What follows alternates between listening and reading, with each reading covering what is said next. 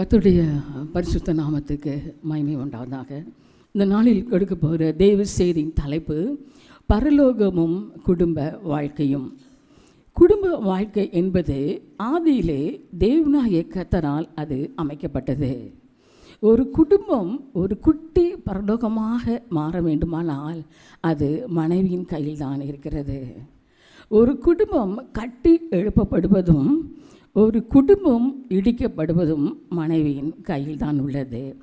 ஆகையால் தான் நீதிமொழிகள் 14வது அதிகாரம் 1வது வசனத்தை நாம் வாசித்து பார்த்தமையானால், புத்தியுள்ள ஸ்திரீ தன் வீட்டை கட்டுகிறாள், புத்தி இல்லாத ஸ்திரீயோ தன் கைகளினால் அதை இடித்து போடுகிறாள் என்று வேதம் சொல்லுகிறது. தேவனாகிய கர்த்தர் இந்த உலகத்தை சிருஷ்டித்து மனிதனை சிருஷ்டிக்கும் முன் அவர் சொன்ன வார்த்தை, நமது சாயலாகவும் நமது ரூபத்தின்படியும் மனிதனை உண்டாக்குவோமாக என்றார். அதனுடைய சரியான அர்த்தம் என்னவென்றால், ஒரு குடும்ப வாழ்க்கை பரலோகமாக இருக்க வேண்டும் என்பதுதான் அதனுடைய அர்த்தம். அதனால்தான் மனைவி ஞானமுள்ளவளாக இருக்க வேண்டும் என்று கர்த்தர் விரும்புகிறார். நீதிமொழியின் புஸ்தகம் 19வது அதிகாரம் 14வது வசனத்தை நாம் வாசித்து பார்ப்போமே ஆனால், புத்தியுள்ள மனைவியோ கர்த்தர் அருளும் ஈவு என்று எழுதப்பட்டுள்ளது. மனைவி கணவனுக்கு கொடுக்கப்பட்ட ஒரு வர பிரசாதமாக இருக்குமானால் அவள் புத்தியுள்ள மனைவியாக அவள் நடந்து கொள்ள வேண்டும். தேவனாகிய கர்த்தர் உலகத்தை 6 நாட்கள் அவர் சிருஷ்டித்தார். ஒவ்வொரு நாளும் அவர் உலகத்தை சிருஷ்டித்துவிட்டு அவர் அதை பார்க்கும்போதெல்லாம் இது நல்லது என்று அவர் சொன்னார். ஆனால் அவர் மனிதனை சிருஷ்டிக்கும் போதோ அவர் மனிதனை தனிமையாக சிருஷ்டித்து விட்டு அவர் சொன்ன வார்த்தை, மனிதன் தனிமையாக இருப்பது நல்லதல்ல என்று சொல்லி அவனுக்கு ஒரு துணையை உண்டாக்குவேன் என்று கர்த்தர் சொன்னார். நீதிமொழிகள் 18வது அதிகாரம் 22வது வசனத்தை நாம் வாசித்து பார்ப்போமே ஆனால், மனைவியை கண்டடைகிறவன் நன்மையானதை கண்டடைகிறான் என்று எழுதப்பட்டுள்ளது. அப்படியானால் இந்த காரியத்தில் நன்மையானதை கண்டடைகிறான் என்றால், நீதிமொழிகள் 31ஆம் அதிகாரம் 12வது வசனத்தை நாம் வாசிக்க கேட்போம். அவள் உயிரோடு இருக்கிற நாளெல்லாம் அவனுக்கு தீமையை அல்ல நன்மையை செய்கிறாள். அவள் உயிரோடு இருக்கும் நாளெல்லாம் தீமையை அல்ல நன்மையை செய்கிறாள்.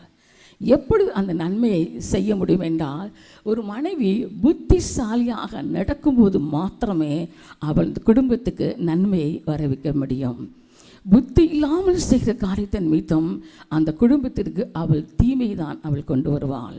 ஆகைதான் ஒரு மனைவி குடும்பத்தில் புத்தியாய் நடக்க வேண்டும் என்று வேதம் சொல்லுகிறது. வேதத்தில் எப்படி ஒரு மனைவி புத்திசாலியாயும் குடும்பத்திற்கு நன்மையை கொண்டு வருகிறவளாயும் இருக்கிறாள் என்பதை வேதத்திலிருந்து ஒரு சம்பவத்தை நாம் வாசிக்க கேட்போம். 1 சாமுவேல் 25வது அதிகாரம் 3வது வசனத்தை நாம் வாசிக்க கேட்போம். அந்த மனுஷனுக்கு நாபால் என்றும் அவன் மனைவிக்கு அபிகாயில் என்றும் பெயர். அந்த ஸ்திரீ மகா புத்திசாலியும் ரூபவதியுமாயிருந்தாள். அந்த புருஷனும் முரடனும் துரோகிரதனுமாயிருந்தான். அவன் காலேபுடைய சந்ததியான்.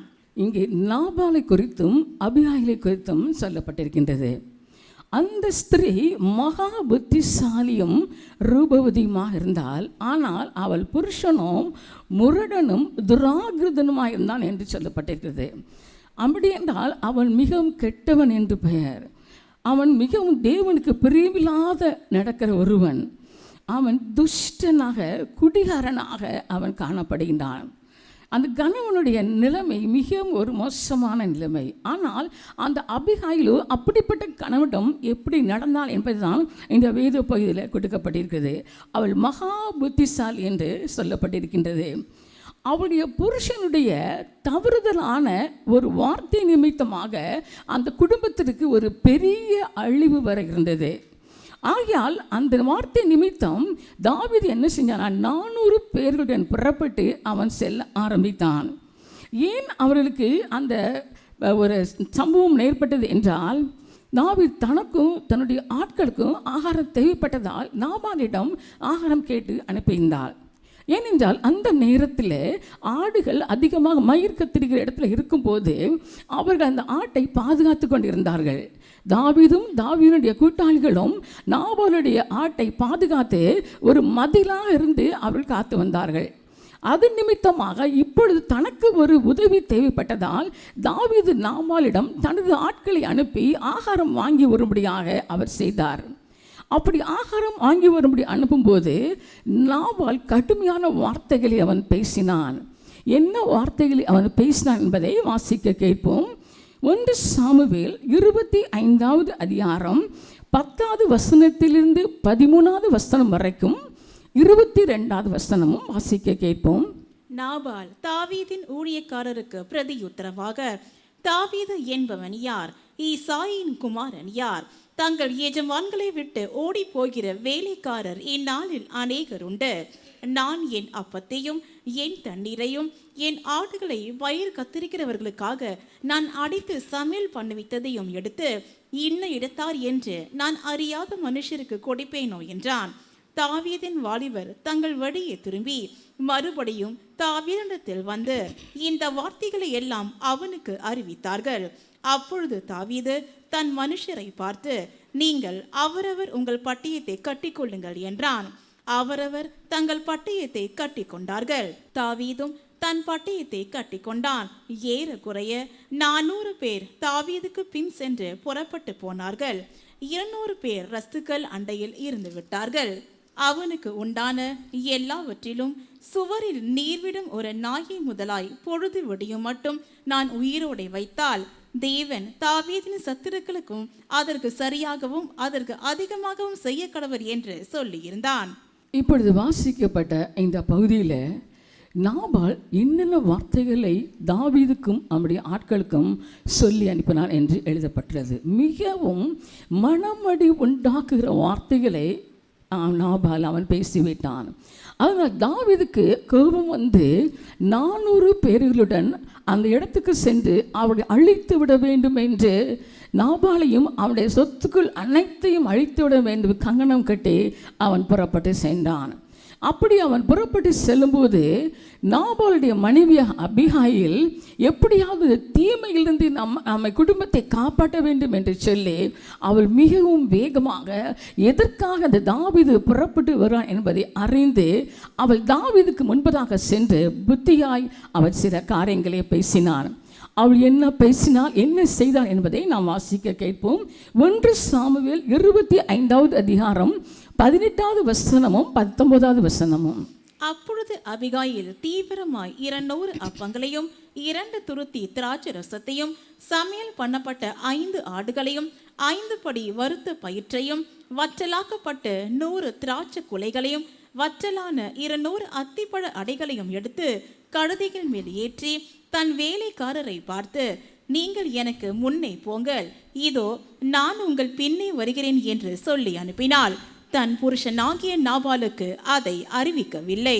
அபிகாயில் தாவீதுக்கும் அவன் ஆட்களுக்கும் எதனால சண்டை வந்தது என்று அறிந்து அவள் ஆகாரம் எடுத்துக்கொண்டு அவள் புறப்பட்டு சென்றாள். அவருக்கு எதிராக புறப்பட்டு தாவீதிடம் அவள் பேச ஆரம்பித்தாள். 1 சாமுவேல் 25வது அதிகாரம் 26லிருந்து 31 வசனம் வரை நாம் வாசித்து பார்ப்போமே. ஆனால் அங்கே அபிகாயிலை குறித்து என்ன அழகாய், எப்படி அருமையாய், எப்படி புத்திசாலியாய் பேசி இந்த பிரச்சனையை தீர்த்தாள் என்று சொல்லப்பட்டுள்ளது.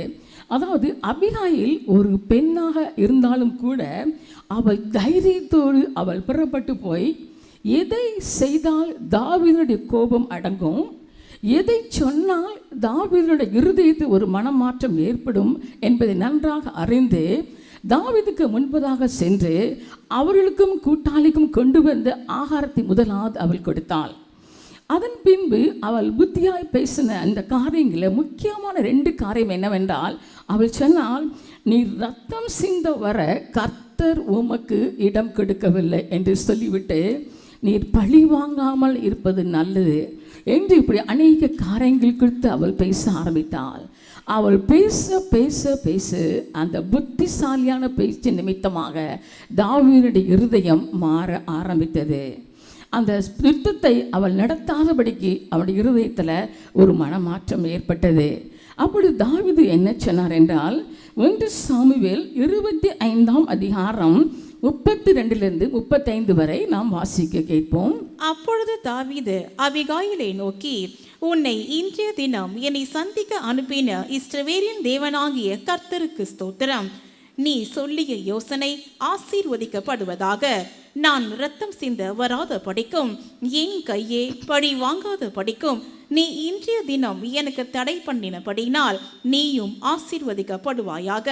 நீ தீவிரமாய் என்னை சந்திக்க வராமல் இருந்தாயானால் பொழுது விடியும் மட்டும் நாபாலுக்கு ஒரு நாயும் உயிரோடு வைக்கப்படுவதில்லை என்று உனக்கு பொல்லாப்பு செய்ய எனக்கு இடம் கொடாதிருக்கிற இஸ்ரவேலின் தேவனாகிய கர்த்தரின் ஜீவனை கொண்டு மெய்யாய் சொல்லுகிறேன் என்று சொல்லி அவள் தனக்கு கொண்டு வந்ததை தாவீது அவள் கையிலே வாங்கி கொண்டு அவளை பார்த்து, நீ சமாதானத்தோடே உன் வீட்டுக்கு போ. இதோ நான் உன் சொல்லை கேட்டு உன் முகத்தை பார்த்து இப்படி செய்தேன் என்றான். அபிகாயில் பேசின இந்த வார்த்தை நிமித்தம் தாவீதுடைய இருதயத்தில் அந்த பழி வாங்கும் எண்ணத்தை அவர் கைவிட்டு விட்டார். அதன் பின்பு அவர் தான் இந்த விதமாக செய்யாமல் கர்த்தர் தடுத்ததற்காக ஆண்டவருக்கு அவர் நன்றி சொன்னார். இந்த பகுதியில் நாம் பார்க்கும்போது இந்த சம்பவத்திலிருந்து தன்னுடைய கணவன் பேசின ஒரு தீமையான வார்த்தை, ஒரு வேண்டாத வார்த்தை நிமித்தமாக ஒரு பெரிய தீமை அந்த குடும்பத்துக்கு வர இருந்தது. அப்படி போயிருந்தால் அங்கு நாபால் அழிக்கப்பட்டிருப்பான். அவருக்கு இருந்த ஏராளமான சொத்துக்கள் உண்டு, அத்தனையும் அழிக்கப்பட்டு போயிருக்கும். இந்த ஒரு பெரிய தீமையிலிருந்து அபிகாயில் தன்னுடைய குடும்பத்தை அவள் காப்பாற்றினார். இந்த சம்பவத்தை நாம் குடும்ப வாழ்க்கையோடு நான் உங்களோடு கூட பேச விரும்புகிறேன். குடும்பத்தில் கணவன் அல்லது பிள்ளைகள் ஏதாவது கோவப்படும்படி ஒருவேளை நடந்து கொள்ளலாம். அப்படி நடக்கும்போது பெண்கள் ஒவ்வொருவரும் அந்த நேரத்தில் நிதானத்தை இழந்து விடக்கூடாது. தங்களுடைய சுவாபத்தை அவங்க வெளிப்படுத்தி விடக்கூடாது. பதிலுக்கு பதில் அவங்க பேசிவிடக்கூடாது. அதற்கு பதில் அந்த சம்பவம் எதற்காக அவர் கோவப்படுறாங்க என்பதை முதலாவது அறிந்து கொண்டு ஞானமாய் நாம் நடக்கும்போது மாத்திரமே குடும்பத்தில் பிரச்சனைகள் எழும்பாமல் இருக்கும். அந்த நேரம் நம் வாயிலிருந்து புறப்படுற வார்த்தைகள் மிகவும் கவனமான வார்த்தைகளாக இருக்க வேண்டும். எதிர்மறையான வார்த்தைகள் பேசிவிடக்கூடாது. நீதிமொழிகள் 31ஆவது அதிகாரம் 26ஆவது வசனத்தை நாம் வாசிக்க கேட்போம். தன் வாயை ஞானம் விளங்க திறக்கிறாள், தயையுள்ள போதகம் அவள் நாவின் மேல் இருக்கிறது. தன் வாயை ஞானம் விளங்க திறக்கிறாள்.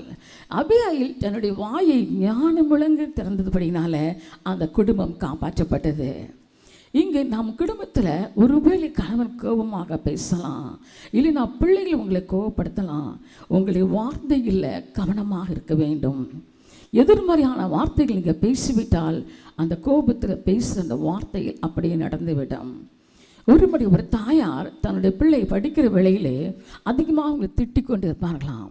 எப்பொழுது பார்த்தாலும் நீ இப்படி சரியாக படிக்கலைன்னா நீ ஃபெயிலியர்னு சொல்லி. அதே போல் அந்த பிள்ளை அந்த பாடத்தில் அவள் ஃபெயில் ஆகிவிட்டா. காரணம் அந்த தாயாருடைய எதிர்மறையான வார்த்தைகள்.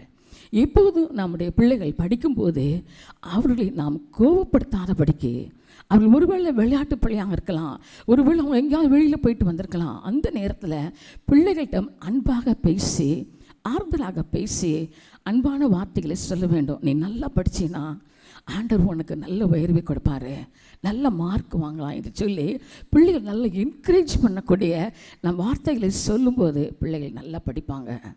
அதே நேரத்தில் சிறு பிள்ளைகளை படிக்க வைக்கும்போது பிள்ளைகளுக்கு கோபப்படும்படியாக நடந்து கொள்வார்கள். படிச்சுட்டே இருப்பாங்க, விளையாட போயிடுவாங்க. அந்த நேரத்தில் பெண்கள் கோபமும் ஆத்திரம்பட்டு பிள்ளைகளை அடித்து விடக்கூடாது. அவருடைய சரீரத்தை அது பாதிக்கும்.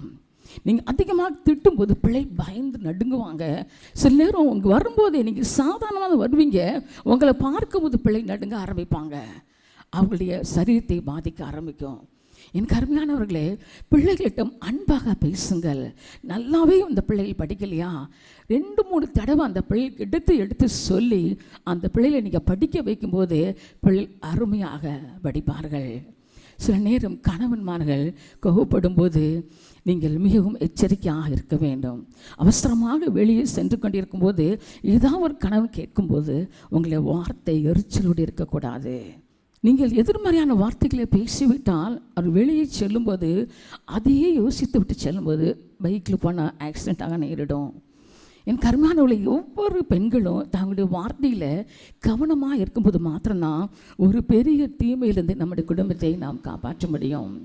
இதெல்லாம் எப்போ நடக்கணும்? முக்கியமாக நடக்கிற நேரம் காலையில் நீங்கள் பிள்ளைகளை ஸ்கூலுக்கு நீங்கள் அனுப்புகிற வேளையில் இது நடக்கக்கூடிய காரியம். ஒருவேளை கணவன் அவசரமாக புறப்பட்டு உங்கள்கிட்ட கேட்கலாம், எனக்கு சாப்பாட்டு கட்டி கூட சீக்கிரம் நேரம் ஆகுதுன்னு. பிள்ளைகள் கேட்கலாம், அம்மா என்னோடய ஷூவை காணோம், என்னோடய யூனிஃபார்மாக காணோம், எனக்கு எடுத்து கொடுங்கன்னு கேட்கலாம். நீங்களும் ஆஃபீஸுக்கு போகணும், நீங்களும் புறப்படணும், சமையல் பண்ணணும். அப்போ இந்த மாதிரி அதிகாலையில் நீங்கள் காலையில் எழுந்து பிள்ளைகள் புறப்படும் போது வேகமாக நிற்க நேரத்தில் நீங்கள் ரொம்ப டென்ஷன் ஆகக்கூடிய ஒரு நேரம் அது. இந்த நேரத்தை தான் நீங்கள் கவனமாக உங்களுடைய வாயில் வர வார்த்தைகள் புத்திசாலியாக இருக்க வேண்டும். கோவப்படக்கூடாது, ஆத்திரப்படக்கூடாது. உன் பிள்ளைகள் கேட்கும்போது அதை எடுத்து கொடுக்கும்போது நல்ல சிரிச்ச முகத்தோடு அன்போடு பிள்ளைகளுக்கு எடுத்து கொடுக்க வேண்டும். மிஞ்சி போனால் 1 நிமிஷம் ஆகும் அதை தேடி கொடுக்க. ஏன்னா உங்களுக்கு எல்லாமே தெரியும், பெண்களுக்கு எல்லாமே தெரியும், வீட்டில் எந்த காரியம் எங்கே இருக்குன்னு சொல்லி தெரியும். அதே போல் கணவன் உங்கள்கிட்ட கேட்கும்போது அவங்களுடைய அன்பான பதில் சொல்லிட்டு அவருடைய காரியத்தையும் உடனே செய்யக்கூடிய அந்த கிருபை இருக்க வேண்டும். இப்படி ஒவ்வொரு அந்த விதமான ஒரு டென்ஷனான சூழ்நிலையில் போகும்போது ஒவ்வொரு பெண்களும் அதை ரொம்ப அழகாய் டேக்கிள் பண்ணக்கூடிய அந்த கிருபையை நீங்கள் கர்த்தரிடம் கேட்டு பெற்றுக்கொண்டால் மாத்திரமே அப்படி செய்ய முடியும். ஒவ்வொரு காலையில் எழுந்து பெண்கள் நீங்கள் ஜெபம் தான் மிக முக்கியமானது.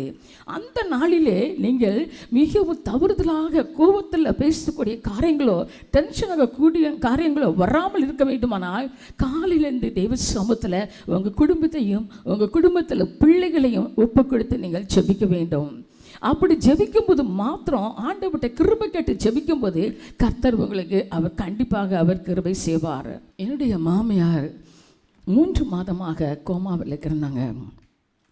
நானும் வேலை பார்த்து கொண்டிருந்தேன். அப்பொழுது என் பிள்ளைகள் ஒரு பாப்பா 10th ஸ்டாண்டர்ட், இன்னொரு பொண்ணு 12th ஸ்டாண்டர்ட் படித்து கொண்டிருந்தாள். என் மாமியார் பார்க்குறதுக்கும் வீட்டுக்கு ஆட்கள் வருவாங்க. என் காலையிலேருந்து சமைத்து விட்டு பிள்ளைகளுக்கும் எல்லாம் செஞ்சுட்டு கணவனுக்கு செஞ்சுட்டு நானும் ஆஃபீஸ் போகணும். இதில் என் மாமியாரை நான் கவனிக்கணும். இதில் ஊர்லேருந்து வந்து மாமியார் இப்போ காட்டில் வந்திருப்பாங்க.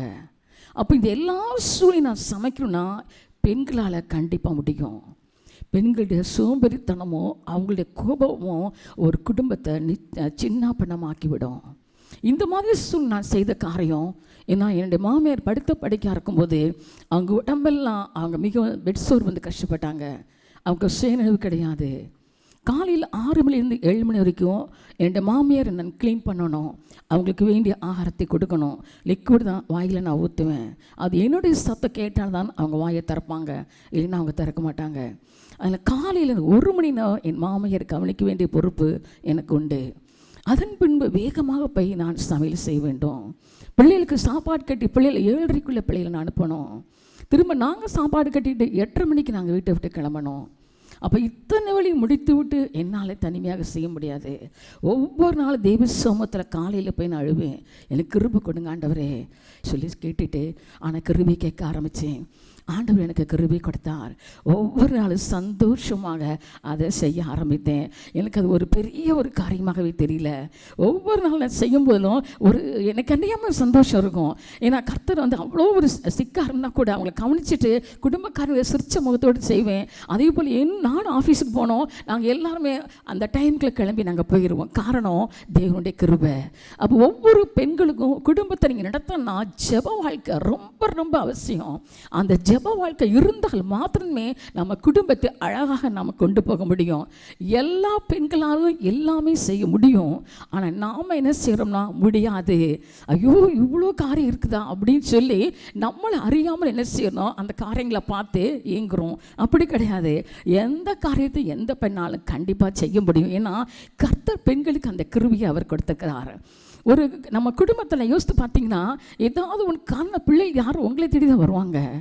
இல்லை கணவன் என்ன செய்வாங்க, ஏதாவது ஒன்று அவங்ககிட்ட வந்து கேட்பாங்க.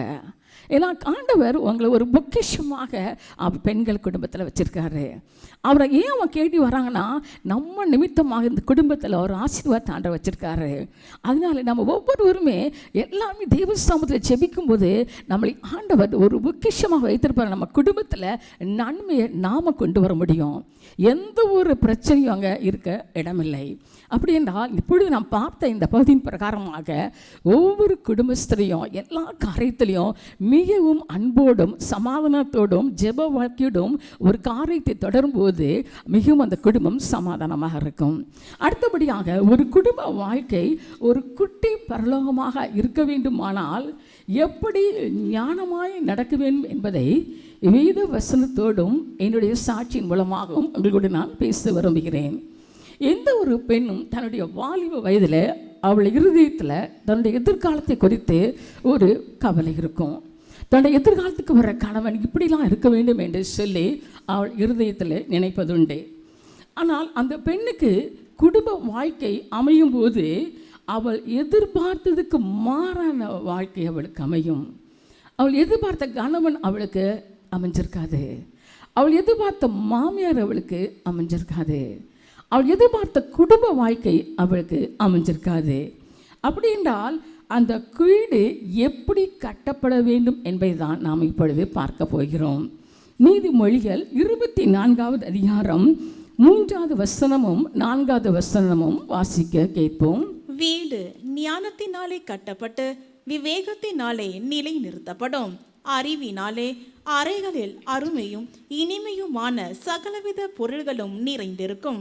எந்த அளவுக்கு நாம் ஞானத்தோடு நடக்கிறோமோ விவேகத்தோடு நடக்கிறோமோ அந்த குடும்பம் கட்டப்படும். ஒரு குடும்பம் குட்டி பரலோகமாக மாற வேண்டுமானால் என்ன செய்ய வேண்டும் என்பது என்னுடைய சாட்சி மூலம் உங்களுக்கு நான் சொல்லுகிறேன். நான் வாலிப வயதிலேயே நான் ரட்சிக்கப்பட்டு விட்டேன். நாங்கள் பாரம்பரிய சபைக்கு நாங்கள் போய் கொண்டிருந்தபடியால் அந்த பாரம்பரிய சபையில் நடக்கிற சண்டே கிளாஸ் நான் எடுப்பேன், பிபிஎஸும் நான் எடுப்பேன். அது மாத்திரமல்ல, என் பெற்றோர் எங்களை நாங்கள் எந்தெந்த ஆவிக்குரிய கூட்டம் மதுரையில் நடக்குதோ எல்லா இடத்துக்கும் எங்களை கூட்டி செல்வார்கள். அங்கிருந்து அநேக காரியங்களையும் நாங்கள் கற்றுக்கொண்டு ஒரு ஆவிக்குரிய தாகமுடைய மகனாக நான் காணப்பட்டேன். அந்த நாட்களில் அந்த ஆவிக்குரிய கூட்டங்களுக்கு போக போக ஆவிக்குள்ள ஜீவித்திறன் வளர வளர என்னுடைய இருதயத்தில் இருக்கிற என்ன நான் அந்த வாலிப வயதில் எனக்கு ஒரு ஆவிக்குள்ளான கணவன் கிடைச்சா நல்லா இருக்குமே அப்படின்னு என் இருதயத்தின் ஆழத்தில் நான் நினைத்தது உண்டு. ஆனால் என்னுடைய பெற்றோர் என் தகப்பனாருடைய உடன் பிறந்த சகோதரியின் மகனை எனக்கு கட்டி வைத்தார்கள். நான் என் பெற்றோரிடம் எனக்கு ஆவிக்குரிய கணவனை எனக்கு கட்டி கொடுங்கள் என்று என் இருதயத்துள்ள வாஞ்சின்னு அவள்கிட்ட நான் சொன்னது கிடையாது. என் பெற்றோரின் வார்த்தைக்கு நான் கீழ்ப்படிந்து நான் அவரை கட்டினேன். நான் கட்டின அந்த நேரம் என் கணவன் ரட்சிக்கப்படவில்லை. நான் ஏன் அவர்களை கட்டினேன் என்றால், யாருமே தெரியாத ஒருவனை கட்டுறதை விட தெரிஞ்ச ஒரு நபரை கட்டினால் நல்லது என்று சொல்லி அவர்களை நான் கட்டினேன். என் கணவர் குடும்பம் மிகவும் ஒரு பணக்கார குடும்பமாக இருந்தார்கள். அது மாத்திரமல்ல, நல்ல செல்வாக்கம் அதிகமாக இருந்தது. அதனால் என் தாய் என்னை அவர்களுக்கு கட்டி வைத்தார்கள். நான் திருமணம் முடித்து அந்த வீட்டுக்கு வந்த பின் தான் நான் பார்த்தேன், என் கணவருக்கு அதிகமான சிநேகிதர்கள் உண்டு என்று தெரிய வந்தது. எப்பொழுது பார்த்தாலும் சிநேகிதர் என்று அவர்கள் ஊர் சுற்றி கொண்டு தான் இருப்பார்கள். இது எனக்கு தெரியாது. ஆனால் எந்த கெட்ட பழக்கம் கிடையாது. சிகரெட் மட்டும்தான் அவங்க குடிப்பாங்க. இப்படியாக ஒவ்வொரு நாளும் நான் கடந்து கொண்டிருந்தேன். எனக்கு ரொம்ப வேதனையாக இருக்கும். காலையில் 9 மணிக்கு சாப்பிட்டு விட்டு வீட்டை விட்டு சென்று விடுவார்கள்.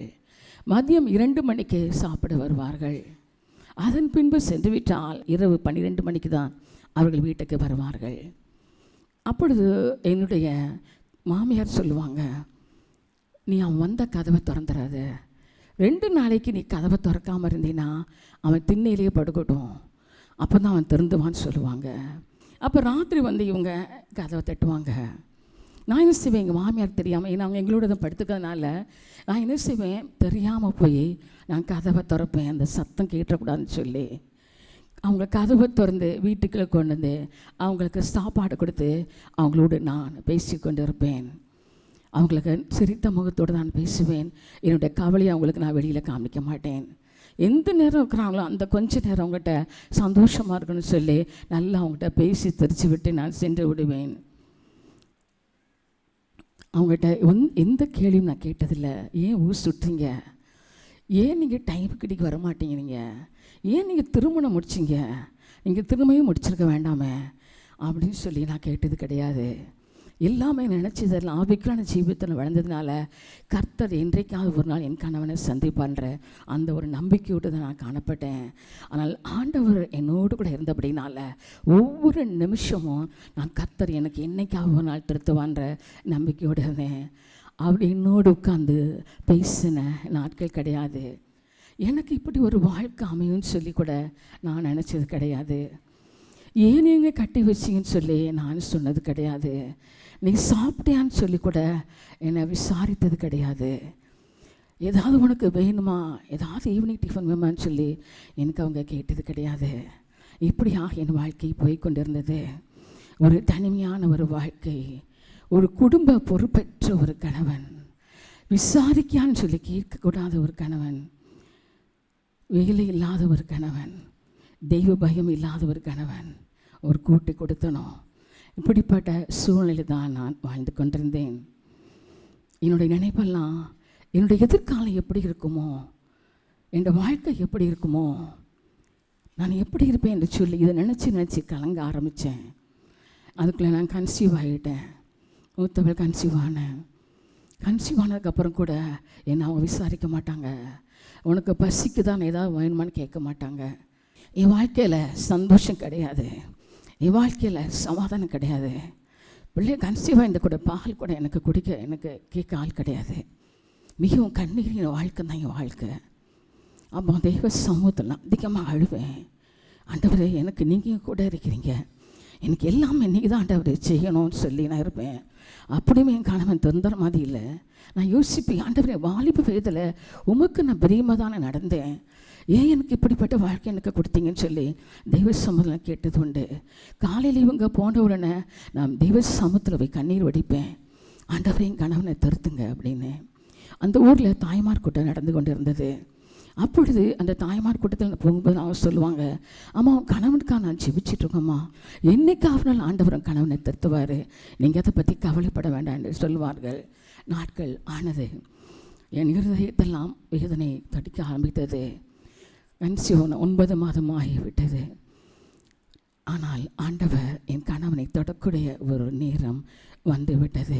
ஏனென்றால் ஆண்டவர் சொன்னார், 1 பேதுரு 5:7 அவர் உங்களை விசாரிக்கிறவனானபடியால் உங்கள் கவலையெல்லாம் அவர் மீது வைத்து விடுங்க என்று ஆண்டவர் சொன்னார். என்னுடைய கவலைகள் அவர் மீது வைக்க ஆண்டவர் எனக்காக யுத்தம் பண்ண ஆரம்பித்தார். அந்த 9 மாத கர்ப்பிணியாக அந்த நேரம் எனக்கு சென்னையில் வேர்ல்ட் விஷனில் எனக்கு ஆண்டவர் ஒரு வேலையை கொடுத்தார். இதுதான் ஆண்டவர் முதலாக என் வாழ்க்கையில் செய்தாயை பாராட்டின ஒரு மிகப்பெரிய ஒரு காரியம்.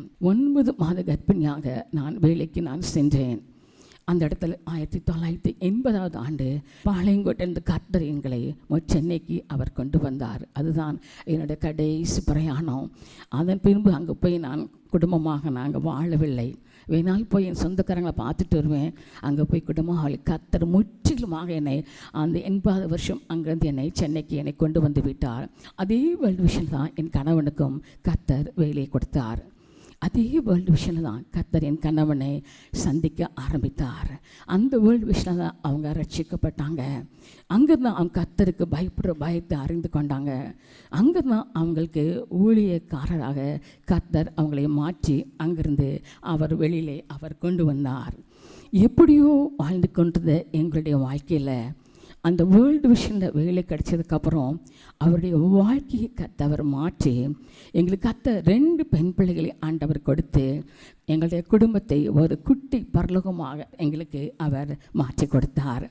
என் அருமையானவர்களே, அது மாத்திரமல்ல, திருமணம் முடித்த பின்பு முழு நாளும் நான் அவரை பார்க்க முடியாது, அவர்கிட்ட பேச முடியாது. ஆனால் ரட்சிக்கப்பட்ட பின்பு, கர்த்தருடைய ஊழியத்தை அவர் செய்ய ஆரம்பித்த பின்பு, அவர் நான் கிச்சனில் நாள் வந்து பேசுவாங்க, நான் ஹாலுக்கு போனாலும் அங்கே வந்து பேசுவாங்க. அவங்களுக்கு என்ன பார்க்காம இருக்க முடியாது. அப்படியாக டோட்டலாக தலைகீழாக ஆண்டவர் என் கணவனை அவர் மாற்றிவிட்டார்.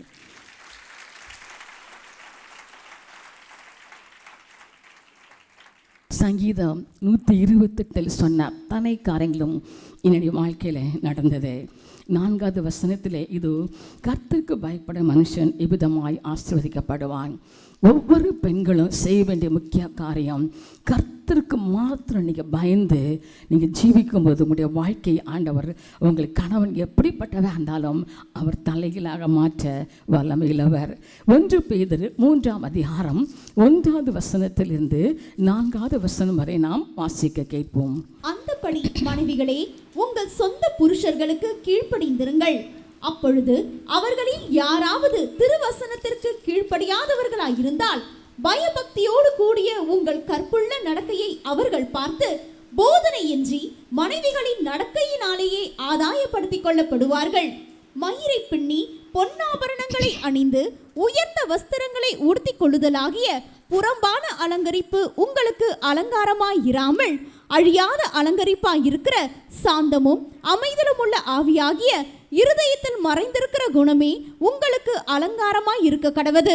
அதுவே தேவனுடைய பார்வையில் விலையேற பெற்றது. அப்படி என்றால் ஒவ்வொரு பெண்ணும் தங்களுடைய வாழ்க்கையில் சாந்தத்தை கற்றுக்கொள்ள வேண்டும், அமைதியாக இருப்பதை கற்றுக்கொள்ள வேண்டும். கணவன் எப்படி இருந்தாலும் சரி, அவங்ககிட்ட உங்களுடைய வார்த்தைகள், அன்பான வார்த்தையை நீங்கள் பேசும்போது, அரவணைப்பான வார்த்தைகள் பேசும்போது உங்களுடைய வாழ்க்கை சமாதானமாக அமைய முடியும். ஏனென்று அவர்களும் கேட்பதுக்கு பதிலாக தெய்வ சமூகத்தில் போய் அவர் ரட்சிப்புக்காக நீங்கள் செபிக்கும் போது அவர் கர்த்தர் பெரிய காரியத்தை செய்வார். ஒருவேளை உங்களுடைய குடும்பத்தில் உங்கள் கணவர் குடிகாரர் இருக்கலாம், உங்களுடைய பிள்ளைகள் ஒருவேளை வழி தவறி போய் கொண்டிருக்கலாம், ஒருவேளை கணவர் பொறுப்பில்லாத கணவராக காணப்படலாம், உங்களை விசாரிக்கிற கூட நேரம் இல்லாத கணவராக காணப்படலாம். அப்படிப்பட்ட நேரத்திலெல்லாம் நீங்கள் அவரோடு கூட கோபத்தோடோ எரிச்சலோடோ ஆக்ரோஷத்தோடு நீங்கள் பேசும்போது உங்களுடைய வாழ்க்கை சின்னாபண்ணமாக்கிவிடும். உங்கள் கணவர் உங்களை விட்டு போய்விடுவார். உங்களுடைய வார்த்தை எப்படி இருக்க வேண்டும் என்றால், அமைதலோடு பொறுமையோடு நீங்கள் பேசும்போது கல்லான இருதயம் கூட கரைய ஆரம்பிக்கும். எனக்கு அருமையானே, நான் வாழ்க்கையில் கற்றுக்கொண்டது அதுதான். அந்த நேரத்தில் ஒருவேளை கணவன் கோபம் அவங்ககிட்ட பேசினா கூட அந்த நேரம் நீங்கள் அமைதியாக இருந்த பதில் பேசிடாதீங்க. கொஞ்சம் நேரம் கழித்து நீங்கள் அவரோட பேசுங்க, அந்த கோபம் தணிச்சிடும்.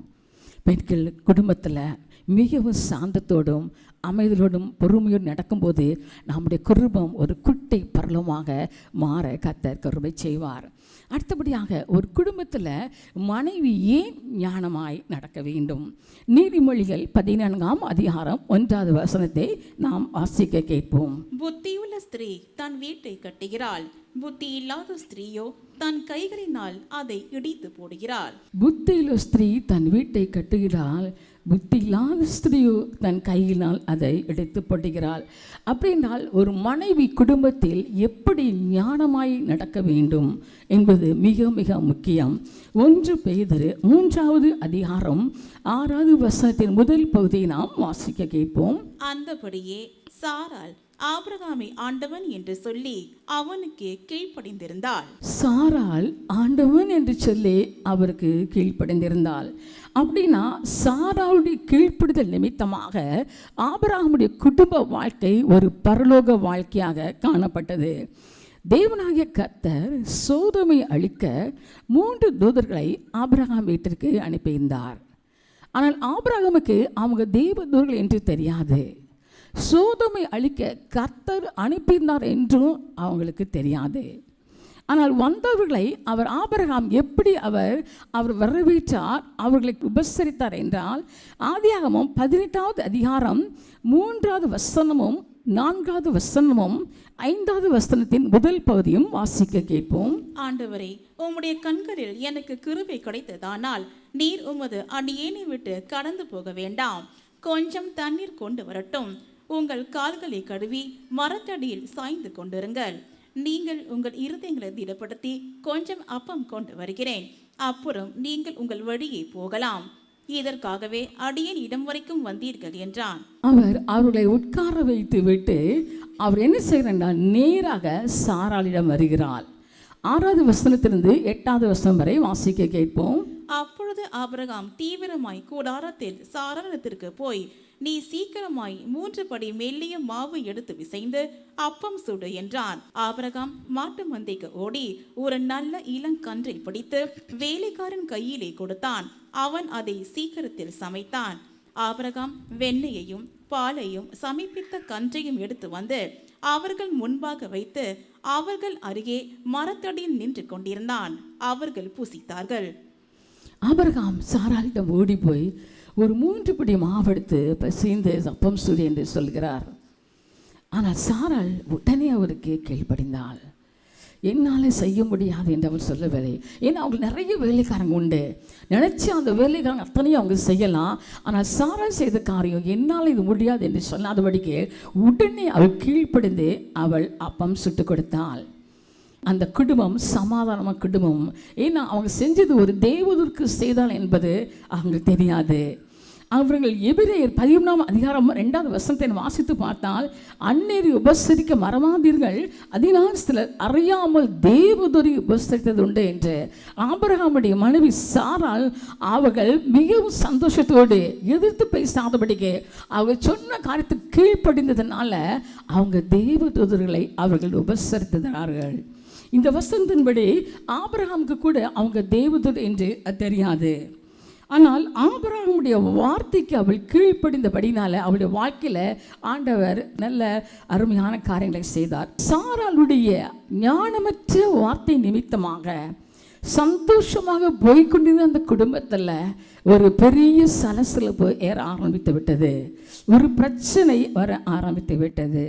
ஆதியாகமம் 14வது அதிகாரம் 2வது வசனமும் 4 முதல் 6 வசனமும் வாசிக்க கேட்போம். சாராய் ஆபிராமை நோக்கி, நான் பிள்ளை பெறாதபடிக்கு கர்த்தர் என் கற்பத்தை அடைத்திருக்கிறார், என் அடிமை பெண்ணோடி சேரும், ஒருவேளை அவளால் என் வீடு கட்டப்படும் என்றாள்.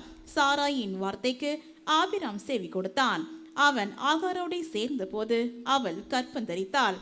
அவள் தான் கற்பவதியானதை கண்டபோது தன் நாச்சியாரை அற்பமாக எண்ணினாள். அப்பொழுது சாராய் ஆபிராமை நோக்கி, எனக்கு நேரிட்ட அநியாயம் உமது மேல் சுமரும், என் அடிமை பெண்ணை உம்முடைய மடியிலே கொடுத்தேன், அவள் தான் கற்பவதியானதை கண்டு என்னை அற்பமாக எண்ணுகிறாள், கர்த்தர் எனக்கும் உமக்கும் நடு நின்று நியாயம் தீர்ப்பாராக என்றாள்.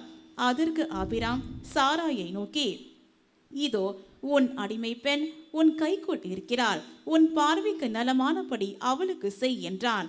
அப்பொழுது சாராய் அவளை கடினமாய் நடத்தினபடியால் அவள் அவளை விட்டு ஓடி போனாள். ஏன் குடும்பத்தில் சமாதானம் போனது? ஏன் குடும்பத்தில் பிரச்சனை? ஏன் குடும்பத்தில் கோபங்கள்? சாராளுடைய ஞான குறைவான செயலின்படியாகத்தான். ஆபிரகாமுக்கு சாராவுக்கு குழந்தை கிடையாது. ஆனால் ஆண்டவர் அவளுக்கு ஒரு வாக்குத்தத்தம் கொடுத்திருந்தார். ஆதியாகமம் 17ஆம் அதிகாரம் 16வது வசனத்தில், நான் அவனுக்கு ஒரு குமாரனை தந்து அவளை ஆசீர்வதிப்பேன் என்று ஆண்டவர் அவளுக்கு ஒரு வாக்குத்தத்தம் கொடுத்தார். ஆனால் சாராளுக்கும் அவர்களுக்கு உடனே ஆண்டவர் சொன்ன அடுத்தவரிடமே குழந்தை பிறக்கும் என்று அவர்கள் நினைத்தார்கள். ஆண்டவர் ஒரு காரியம் செய்யணும்னா அதுக்கு என்று வேலை உண்டு, அதுக்கு ஒரு நேரம் உண்டு. என்னுடைய கணவன் அடுத்த நாளே ரட்சிக்கப்படுவார், நான் எவ்வளோ ஜெபிச்சிருக்கேனே, உடனே ரட்சிக்கப்படுவார் நான் நினச்சிருந்தேன்னா அந்த ரட்சிப்பு இருக்காது. நான் பொறுமையாக தேவஸ்தமத்தை ஜெபிக்க பல காரியங்கள் நான் கடந்து வர எனக்குள்ள விசுவாசம் அதிகரிக்க ஆரம்பித்தது. அவர் நிரந்தரமாக கர்த்தர் அவளை ஊழியக்காரனாகவே அவர் மாற்றினார். சாராள் அமைதியாக தேவனுடைய வார்த்தைக்கு கீழ்ப்படிந்து பொறுமையாக இருந்தால் இந்த பிரச்சனை வந்திருக்காது. இந்த பிரச்சனை வந்ததுனால என்னாச்சுன்னா, அவள் தன்னுடைய அடிமை பெண்ணான ஆகாரை ஆபிரகாமுக்கு அவள் கொடுத்து விட்டாள். அதனால் அவள் கர்ப்பிணியாக இருக்கும்போதே அங்கு பிரச்சனை ஆரம்பித்து விட்டது. அவள் ஆபிரகாமுடைய கடினமான வார்த்தைகள் கோபப்பட்டு பேச ஆரம்பித்தாள். கர்ப்பிணியாக இந்த ஆகாரிடம் கொடுமைப்படுத்த ஆரம்பித்தாள். குடும்பத்தில் பிரச்சனைகள் வளர ஆரம்பித்தது. 21வது அதிகாரத்தை நாம் வாசித்து பார்ப்பேனால் அங்கே ஆபிரகாமுக்கு குழந்தை பிறந்து விட்டது. குழந்தை பிறந்ததுக்கு அப்புறம் கூட பிரச்சனை நீடிக்க தான் செய்தது, சமாதானம் இல்லை. ஆகத்தான் ஆண்டவர் என்ன செய்தார் என்றால் ஆகாரை அனுப்பிவிட்டார். காரணம், அங்கே குடும்ப சமாதானம் இல்லை என்பதால் ஆகாரை அவர் அனுப்பிவிட்டார். பெண்கள் எது செய்தாலும் முடிவெடுக்கும் போது ஞானமாக அவர்கள் முடிவெடுத்து செய்ய வேண்டும். அவசரப்பட்டு செஞ்சிடக்கூடாது. சில பிள்ளைகள் ஏதாவது கேட்கும்போது அவசரப்பட்டு அவங்களுக்கு ஓகே சொல்லிடக்கூடாது. நிதானமாக யோசித்து நாம் செய்ய வேண்டும். அதே போல் நாம் எஸ்தருடைய புஸ்தகத்தை நாம் பார்க்கும்போது, எஸ்தர் 2ஆம் அதிகாரத்தை நாம் வாசித்து பார்க்கும்போது, அங்கே எஸ்தர் ஒரு அனாதை, அவளுக்கு தாய் தகப்பனு கிடையாது. ஆனால் மொர்தெகாய் அவளை எடுத்து வளர்த்து வந்த போது மொர்தெகாய் இந்த வார்த்தைக்கு அவள் கீழ்ப்படிந்து நடந்தபடினால அவள் ராணியாக அவள் முடிசூட்டப்பட்டாள். ஆனால் அதே நேரம் அங்கே வஸ்தி குறித்து நாம் பார்க்கும்போது, ஒரு முறை அவள் விருந்து செய்து கொண்டிருக்கும் போது ஆகாஸ்வர் ராஜா வஸ்தியை அவள் கூட்டனுப்பினார். அவள் வர மறுத்து விட்டாள். அதனால் தன்னுடைய ராஜஸ்திரி பட்டத்தை அவள் இழந்து விட்டாள். அப்படின்னால் இதில் முக்கியமான காரியம், ஒவ்வொரு பெண்ணும் கணவனுக்கு கீழ்ப்படிந்து நடக்க வேண்டும். ஆதியாகமம் 24வது அதிகாரம் 67வது வசனத்தை நாம் வாசிக்க கேட்போம். அப்பொழுது ஈசாக்கு ரெபெக்காளை தன் தாய் சாராளுடைய கூடாரத்துக்கு அழைத்து கொண்டு போய் அவளை தனக்கு மனைவியாக்கி கொண்டு அவளை நேசித்தான். ஈசாக்கு தன் தாய்க்காக கொண்டிருந்த துக்கம் நீங்கி ஆறுதல் அடைந்தான். ஈசாக்கு தன் தாய்க்காக கொண்டிருந்த துக்கம் நீங்கி ஆறுதல் அடைந்தான். சில நேரம் ஆண்கள் எதையாவது இழந்து தவித்து கொண்டிருப்பாங்க. அந்த நேரம் நம்மளுக்கு ஒரு திருமணம் முடிஞ்சா நம் மனைவி நமக்கு ஆறுதலாக இருப்பான் என்று சொல்லி அவங்க திருமணம் முடிப்பாங்க. சில ஆண்கள் அனாதை போல இருப்பாங்க. அவங்களுக்கு தாயும் இருக்காது, தகப்பன் இருக்காது. நம்ம திருமணம் முடித்தா நம்ம மனைவி நமக்கு ஆறுதலாக இருப்பான்னு நினச்சி திருமணம் முடிப்பாங்க. சில நேரம் சில ஆண்கள் அன்பையே பெறாத ஒரு சூழ்நிலையில் காணப்படுவாங்க. நம்ம திருமணம் முடிச்சோன்னா நம்முடைய மனைவி நமக்கு ஆறுதலாக இருப்பான்னு நினச்சி தான் திருமணம் முடிப்பாங்க. இப்படி ஒவ்வொரு ஆண்களுக்கு ஒவ்வொரு சுச்சுவேஷனில் அவங்க திருமணம் முடிக்கும்போது மனைவியாக இருக்கிற ஒவ்வொருவரும் உங்கள் கணவனோடு அன்பாக பேசி நீங்கள் அரவணைக்க கற்றுக்கொள்ள வேண்டும். அவங்க இருதயத்தில் மிகவும் உங்கள் மீது பாசம் வச்சுருப்பாங்க, ஆனால் வெளிக்காட்ட தெரியாது அவங்களுக்கு. ஆனால் சிலர் நீங்கள் என்ன செய்வீங்க, அதை அறியாதபடியாக நீங்கள் கோவப்பட்டு நீங்கள் பேசும்போது அவங்க இருதயம் உடைக்கப்பட ஆரம்பிக்கும். ஒவ்வொரு கணவனும் தன்னுடைய மனைவிட்ட உண்மையான அன்பை தான் வச்சுருப்பாங்க. அநேகருக்கு அதை வெளிக்காட்ட தெரியாதனால தான் அதை பெண்களால் உணர்ந்து கொள்ள முடியாது. ஒவ்வொரு பெண்களும் உங்களுக்கு கணவன்கிட்ட எல்லா சூழ்நிலையும் அன்பு காட்டுங்க. அவங்க கீழ்ப்படைந்துருங்க. அவங்க என்ன சொன்னாலும் அதுக்கு கீழ்ப்படியும் போது கர்த்தர் பெரிய காரியத்தை செய்வார். எப்போதும் நீங்கள் உங்கள் கணவன்கிட்ட சிரித்த முகத்தோடு இருங்க. வீட்டில் உங்களுக்கு பிள்ளைகளாம் டென்ஷன் இருக்கலாம், ஆனால் நீங்கள் வீட்டுக்குள்ள எல்லா சிச்சுவேஷனையும் நீங்கள் சிரிச்ச முகத்தோடு இருக்கீங்கன்னா அந்த டென்ஷன் எல்லாமே மாறி போகும். எந்த சூழ்நிலை பிள்ளைகிட்ட எதை பேசணும், எந்த சூழ்நிலை கணவன்கிட்ட எதை பேசணுன்றதை நீங்கள் கற்றுக்கொள்ள வேண்டும். கணவன் ரொம்ப டென்ஷனாக இருக்கும்போது போய் ஒரு பிரச்சனையை சொன்னீங்கன்னா இன்னும் வெடிக்க ஆரம்பிக்கும். அதுக்கு பதிலாக கணவன் டென்ஷனாக இருக்கும்போது அவர்கிட்ட அதை அப்படியே அந்த டென்ஷனை மாற்ற அளவுக்கு நீங்கள் வேறு காரியத்தை அப்படியே நீங்கள் திசை திருப்பிடணும். திசை திருப்பும் போது மாத்திரமே அந்த காரியம் மறக்கப்பட்டு போகும். சில நேரம் விட்டு கொடுக்குற மனப்பாயம் நமக்கு இல்லாமல் இருக்கலாம். கணவன் மனைவி நீங்கள் 2 பேரும் உட்காந்து பேசிகிட்டு இருப்பீங்க. அப்படி நீங்கள் பேசும்போது சில கணவன் ஒரு காரியத்தை குறித்து பேசலாம், மனைவி ஒரு காரியத்தை குறித்து நீங்கள் டிஸ்கஸ் பண்ணிகிட்டு இருப்பீங்க. அப்படி பண்ணுறது என்ன ஆகுதுன்னா, கணவன் நீங்கள் சொல்கிற காரியம் இது வேண்டாம், அது சரியில்லைன்னு சொல்லும்போது இல்லை இதுதான் கரெக்ட் நீங்கள் சொல்லுவீங்க. கணவன் சொல்லுவார் இதுதான் கரெக்டுன்னு சொல்லுவார். அப்போ 2 பேர்த்துக்கு இல்லை வாக்குவாதம் வாங்கி இது பெரிய பிரச்சனையாக மாற ஆரம்பிச்சிடும். அதுக்கு பதிலாக மனைவி என்ன செய்யணும்னா, நீங்கள் ஒரு வாக்குவாதம் ஆரம்பிக்குன்னு தெரிஞ்சதுன்னா நீங்கள் சொல்கிறது 100% கரெக்டாக இருக்கலாம், ஆனால் நீங்கள் அந்த நேரத்தில் அமைதியாக இருந்துங்க, பதில் பேசிடாதீங்க, விட்டு கொடுத்துருங்க. உன் கணவன் கொஞ்சம் நேரம் கழித்து ஒரு மணி நேரமோ அரை நேரம் கழிச்சோ இப்படி செஞ்சால் இது இப்படி விபரீதமாகும் என்று சொல்லி நீங்கள் எடுத்து சொல்லும்போது அதை கணவனை ஏற்றுக்கொள்வார்கள். அதனால் எந்த ஒரு பெண்ணும் ஒரு காரியத்தை நாம் செய்ய முன்பாக ஆராய்ந்து யோசித்து நாம் செய்ய வேண்டும். அடுத்தபடியாக வீட்டை எப்போதும் சுத்தமாக வைத்துக்கொள்ள பெண்கள் பழகிக்கொள்ள வேண்டும். எந்த அளவுக்கு நாம் வீட்டை சுத்தமாக வைக்கிறோமோ தெய்வ பிரசன்னம் அதிகமாக இருக்கும். நீங்கள் வேலைக்கு போகிறவங்களா இருக்கலாம், வீட்டில் இருக்கவங்களா இருக்கலாம், எப்போ இருந்தாலும் சோம்பேறியாக இருக்காதபடிக்கு சுறுசுறுப்பாக நீங்கள் இருக்கப்படுங்க. நம்ம விதத்தில் ரூத்தை குறித்து நம்ம பார்த்துருக்கோம். ரூத்து கணவனில் தான் மாமியாரை அவள் கவனிச்சா. ஒரு வயலில் போய் அவள் அந்த இடத்துல வேலைக்கு கேட்டு வேலை செய்து தன் மாமியாரை காப்பாற்றினாள். சுறுசுறுப்பாக அவள் காணப்பட்டாள். என் கருமையானவர்களை, நம்முடைய வாழ்க்கையில் சோம்பலுக்கு இடம் கொடாமல் இருக்கும்போது நம்ம வீடு ஆசீர்வதிக்கப்படும். சில பெண்கள் எப்போது பார்த்தாலும் வீட்டில் செல்ஃபோனை வச்சு பார்த்துட்டு இருப்பாங்க. குடும்ப காரியங்கள் அப்படி அப்படியே கிடக்கும். அந்த இடத்துல ஆண்டவர் வாசமாக இருக்க முடியாது. எந்த அளவுக்கு நம்ம வீட்டை சுத்தமாக வைத்துக்கொள்ள முடியுமோ கர்த்தர் அங்கே வாசம் செய்வார். என்னுடைய கணவர், நான் என்னுடைய வீட்டை அடிக்கடி அவங்க பார்த்து அரேஞ்ச் பண்ணிகிட்டே இருப்பாங்க. ஒவ்வொரு ஷெல்ஃபில் ஏதாவது இருந்ததுன்னா அதை மாற்றி வச்சு அதை நீட்டாக வைப்பாங்க. அவங்களுக்கு வீடு எப்போவும் நீட்டாக இருக்கணும். எனக்கு அவங்க நல்ல ஹெல்ப்ஃபுல்லாக இருப்பாங்க, நல்ல உதவியாக இருப்பாங்க. சில நேரம் சில செல்ஃப் வரணும்னா இங்கேருந்து அடுத்த ரூமில் போய் வைக்கணும். அவங்களே ஓடி ஓடி போய் அதை வச்சு அவங்க எனக்கு உதவி செய்வாங்க. அப்படியாக கணவன் மனைவி சேர்ந்து அந்த ஒரு காரியம் செய்யும்போது இன்னும் குடும்பம் நல்லா அருமையாக காணப்படும். எனக்கு அருமையானோட எல்லாவற்றுக்கும் மேலாக நீங்கள் இரவில் நீங்கள் படுக்க போதும்னால நீங்கள் ஜெபிக்கிற இடத்தை சுத்தமாக வைத்துட்டு நீங்கள் போங்க. ஏன்னா காலையில் எந்திரிச்சு நீங்கள் செபிக்க அந்த இடம் உங்களுக்கு வசதியாக இருக்கும். ஒருவேளை உங்கள் பிள்ளைகள் உங்கள் வீட்டுக்கு வந்துட்டு போயிருக்கலாம், ஒருவேளை சொந்தக்காரங்க வந்துட்டு போயிருக்கலாம், ஏதாவது நீங்கள் அந்த இடத்துல சாப்பிட்டுக்கலாம். அந்த இடம் ஒருவேளை அசிங்கமாக இருக்கும். உடனே நீங்கள் சுத்தம் பண்ணிவிட்டு இரவு படுக்க போகிறதுக்கு முந்தைய அந்த இடத்த சுத்தமாக வச்சுட்டு நீங்கள் போகும்போது அந்த இடத்த தெய்வ பிரசன்னம் இருக்கும். நீங்கள் காலையில் எழுந்து செபிக்கும் போது கர்த்தருடைய பிரசன்னத்தை நீங்கள் அதிகமாக உணரலாம். எனக்கு அருமையானவர்களே, எல்லாவற்றுக்கும் மேலாக முக்கியமாக பெண்கள் செய்யக்கூடிய ஒரே காரியம் ஜெபம், விசுவாசம், கணவன் அன்பு, இரக்கம், மனதிற்கம். இதையும் நம்ம காண்பிக்கும் போது நம்முடைய குடும்பம் ஒரு குட்டி பரலோகமாக கர்த்தர் மாற்றி அமைத்து தருவார்.